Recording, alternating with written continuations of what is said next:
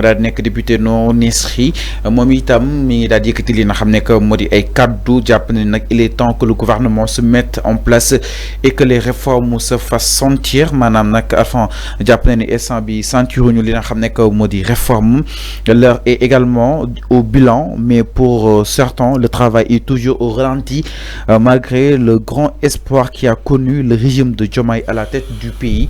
yaakaar gi nga xam tam askan wi amoon nañ ko si ñoom réforme yi ba tey jii afan amagul du dara loo xam ni itam mi ngi dox yëf yi mi ngi ralentir nank par nank Anta Babacar Ngom mu daal di jàpp ni nag fu mu toll nii il faut ñu gën a mouvementer li nga xam ne moo di la démocratie waaye itam gën a doxal li nga xam ne moo di sujet yi si yéen yoo xam ne amaana dina am solo waaye itam éviter li nga xam ne moo di arrestation entre autres naka na daal di jàngatee justement Anta Babacar Ngom kàddu yi nga xam te yëkki na ko que ni non xeex nga défendre seen ay position ba tey jii ñu am li ñu am ñu daal di yéeg si li nga xam ne moo di nguur yi donc espoir boobu noonu nekkoon si askan wi war nañ ko daal di war a mën a matal ndaxte at yi nag mi ngi dem 1 an et quelques mois Arfan.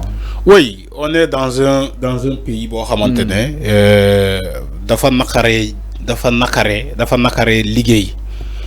Non si Sénégal même boo liggéey ba tabax ay gratte-ciel ay yoon yoo xamante ne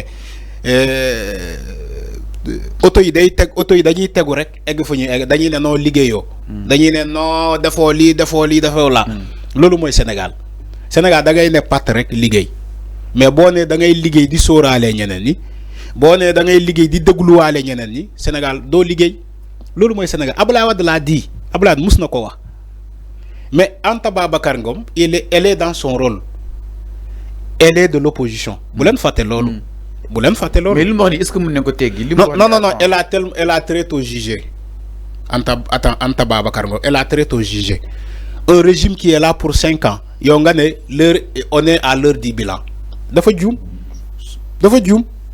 si dafa juum Anta dafa juum mi ngi mettre pression on n'est pas à l'heure du bilan parce que ils ont fait que 1 an et quelques mois tu dis oui on est à l'heure du bilan xaw ma lan moo ko animé mu wax loolu mais Anta dafa juum on n'est pas à l'heure du bilan jàpp ne jamono ji dañuy ralentir dafa teel di naan on est à l'heure du bilan xam nga lan mooy moment du bilan boo defee 4 ans ba dugg sa 5e année ba mu desee ni que élection la ñuy programme ñu ne yéen waa régime bi on est à l'heure du bilan bu leen fàtte ni que on est à l'heure du bilan mais ils ont à peine fait 1 an et quelques mois tu dis que oui on est à l'heure du bilan Anta dafa juum mais aussi respecté naa xalaatam parce que elle est dans l'opposition elle est opposante un député non inscrit elle a le droit de donner sa version des faits elle a le droit de donner son opinion am na droit joxe xalaatam mais enfin yaakaar bi lii mooy Sénégal lii mooy démocratie c'est ça mais yaakaar bi desee nekkoon enfin est-ce que tamit jotul ñu xool fan lañ war a mën a jëmani mais xam Anta Babacar lu mu ne yaakaar tas na loolu la beneen sénégalais taxaw di naan yaakaar juddu na nga mën leen respecter ñoom ñaari seen idée am na wala amul li ma wax nii am na Anta Babacar Ngom nu mu mënee toog taxaw di naan yaakaar tas na loolu la beneen sénégalais taxawee naan yaakaar juddu na ñun ne ñii bu ñu ñëwee ba léegi ñu ngi gis njëriñ en faveur comment dire des faits de la version des faits parce que on est dans un pays de démocratie on est dans un pays de liberté d'expression où il y a une opposition. L'opposition peut voir qu'il y a ralentissement. L'opposition peut voir qu'il y a peut-être tas yaakaar am na mais ñeneen tamit mën nañ gis ni que nguur gi mu ngi liggéey nguur gi mu ngi tabax mu ngi ci yoonam yaakaar juddu na mën nañu leen def confiance ñu fi nekk. On est dans un pays comme ça où chacun a le droit de donner son opinion. Bu leen fàtte loolu. On est dans un pays où il y a parfois la contradiction. Et cette contradiction-là, on se doit de la respecter. Moi, man Arfan, j'aime la contradiction. Nit bu ma saagay damay xam ni que daf ma saaga parce que dama toog di joxe sama xalaat sama liggéey journaliste moo tax mu saaga ma mais fekkuma sama kër may ataaya sama saal mu ne daf may saaga xam nga loolu mënu ko def moo tax je respecte la contradiction donc tey ñi fi nekk tey ñoom ñoo porter le combat ni que ñoom ñoo bëgg a jiite Sénégal waa PASTEF mota képp ku taxaw décrier cette gestion ñom war nañu ko accepter parce que c'est la contradiction qui fait parfois avancer les choses man loolu laa ko gisee même je crois que ñom nangu nañu que opposition bi war na opposé wu Ousmane Sonko chaque jour mu wax ko on veut une opposition responsable une opposition de qualité. Diomaye le président de la République son excellence Bassirou Diomaye Faye yàgg na ko wax dans la presse ni que on veut une opposition qui a une vision, on veut une opposition responsable. Donc ken bañul opposition mota mané la parfois Anta Babacar Ngom je respecte sa version mais dama né il est très tôt pour juger, pour dire qu'on est à l'heure du bilan. Faut peut-être le djoum. On n'est même pas à l'heure du bilan. On n'est pas à l'heure du bilan. Vous faites que l'ingénieur ni à l'heure du bilan. On n'est pas à l'heure du bilan. Député bi honorable. Day alerter concrètement. Oui, d'accord, day alerter. Fin djem ak li ñu waxone bokul concrètement enfin peut-être sûrement. Oui, day alerter mais on n'est pas à l'heure du bilan.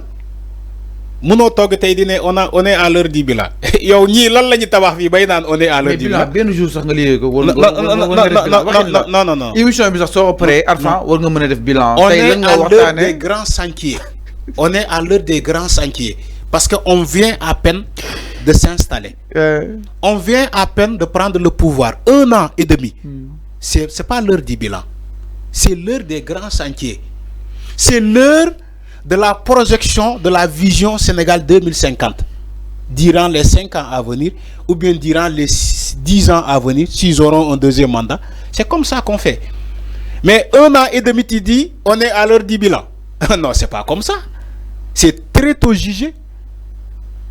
C'est là où je ne suis pas d'accord avec l'honorable Anta Babacar Ngom. Mais je ça sort après da def ce bilan. Non, c'est pas comme bilan ça. Bilan mëno ko def sax ben Fallu du lolu. Nga def dara. Yow on parle de l'État. Masi tiré bilan. C'est pas comme ça. 1 an mun na def bilan taxaw ni 1 an lan la fi def. C'est pas comme Anta lolou lay saku. Non. Lolou on le dit pas un bilan. OK. C'est pas un bilan. Un point peut-être le point def le point exactement. C'est 1 an et avant. Lolou rapport le tout doux. Rapport. Non, Fallou, je connais. C'est l'État. Lolou rapport le tout doux. Moi, ñu né la chaque rapport trimestre, dernier trimestre de 2024, le rapport du premier trimestre de 2025. Tant que tu n'es pas à fin de ton mandat, tu fais des rapports. Tu fais des rapports. Okay. Mais c'est pas du bilan. Bilan, bo demé, bo gisé Macky Sall perdre élection yi wala Macky Sall taxaw publiquement ngagni ay collaborateurs am ne len yeen au lieu de défendre mon bilan parce que il savait que il est en terme de son mandat. Donc wa Benno Bokk Yaakaar ñoo waron défendre le bilan de Macky Sall parce que il a fait un bilan matériel bien sûr. Tabax na fi ay xawma tabax na li andi na fi BRT andi na li même si dette la Sénégalais yi ñokoy fay mais il fallait que ñom ñu def bilan Macky Sall parce que sen mandat mu ngi waja jeex ñom defuñu ko il préfère s'attarder ci Adji Sarr Sonko ba Macky Sall ci bopam sa mujjé mer ne len olike ngeen dem défendre sama bilan ngeen taxaw di naan Sonko Adji Sarr Macky Sall mere na len motax quand Anta Babacar Ngom nous parle de l'heure du bilan à 1 an et demi, non, honorable Danga Djoum, on n'est pas à l'heure du bilan. On est à l'heure de la projection Sénégal 2050. Comment c'est les grands sentiers? À l'heure des grands sentiers. Pour développer ce pays. Donc, l'olay wax. Man gisuma fi bilan bu ñu wara def. Mais on peut faire des rapports trimestriels. Chaque trimestre, on fait des rapports. Lolu moy ay rapports. Non la. Peut-être mën nga ko jappé comme bilan. Mais c'est un rapport. On fait des rapports. Légui bilan bi mandat bi buy wajajé wa Pastef ñoo defal ñu bilan complet. Ñu ne ñi lañuy def lu ñu ñëwé ba légui li lañuy def li lañuy def li lañuy def li lañuy def. Dans ce cas, Anta Babacar Ngom pourra dire oui, on est à l'heure du bilan. C'est les Sénégalais qui vont juger s'ils sont satisfaits du bilan ou pas, ou bien s'il faut renouveler le mandat de Diomaye ou pas. Sénégalais ñoy juger en 2005 en 2029, je crois c'est 2029. Voilà, en 2029, c'est comme ça. Non, par rapport à la sortie justement d'Anta Babacar Ngom, par rapport à la pression bi nga xamni itam mu ngi koy mettre pour ñu amal li nga xam ne moo di ay réformes par rapport ak wàllu wu ni mel alors Arfan dañuy daal di ñuy itam si beneen ponk sans plus tarder.